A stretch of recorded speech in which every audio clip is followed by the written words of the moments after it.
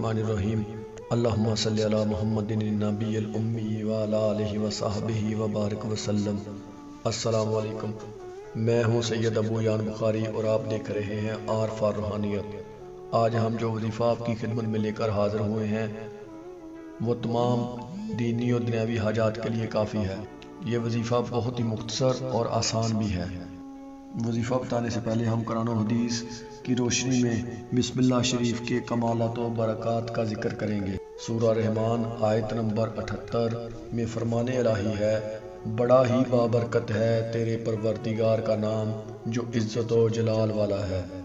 حدیث شریف میں رسول اللہ صلی اللہ علیہ وآلہ وسلم فرماتے ہیں کہ مجھ پر ایک ایسی آیت اتری ہے جو حضرت سلیمان علیہ السلام کے علاوہ کسی نبی پر نہیں اتری، اور وہ آیت بسم اللہ الرحمن الرحیم ہے۔ ایک اور حدیث میں حضرت عبداللہ بن مسعود رضی اللہ تعالیٰ عنہ سے روایت ہے کہ جو کوئی بسم اللہ شریف کا ورد ہر روز بکثرت کرے اس کے ہر کام میں آسانی ہوگی، اسے 19 فرشتوں کے عذاب سے جو دوزخ پر مامور ہیں نجات ملے گی، کیونکہ بسم اللہ کے حروف بھی 19 ہیں۔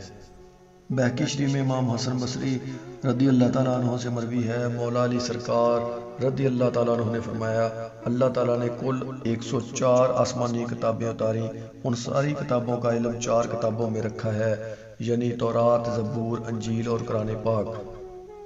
پھر ان 3 کتابوں کا سارا علم قرآن پاک میں رکھا، اور مکمل قرآن کا علم سورہ فاتحہ میں رکھا، اور فاتحہ کا علم بسم اللہ شریف میں رکھا، اور بسم اللہ کا علم بے میں رکھا۔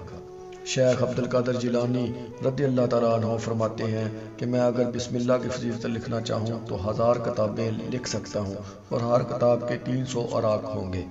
آج کا وظیفہ حاجت روائی، دفع مشکل اور کشائش رزق کے لیے آزمودہ ہے، جس کے بارے میں ہمارے پیر و مرشد فرماتے ہیں کہ کیسی بھی مشکل درپیش ہو تو بسم اللہ شریف کو بطہارِ کامل یعنی غسل کر کے صاف کپڑے پہن کر 786 بار 7 روز تک لگاتار پڑھے، انشاءاللہ ہر طرح کی مشکل آسان ہو اور حاجات پوری ہوں۔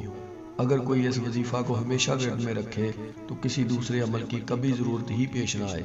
اگر کوئی اس ورد کو نماز فجر کے بعد 1500 مرتبہ پڑھے تو جس بھی جائز مقصد کے لیے پڑھے ضرور پورا ہوگا، کیونکہ اکابرین فرماتے ہیں کہ بسم اللہ الرحمن الرحیم ہی اصل میں اسم اعظم ہے۔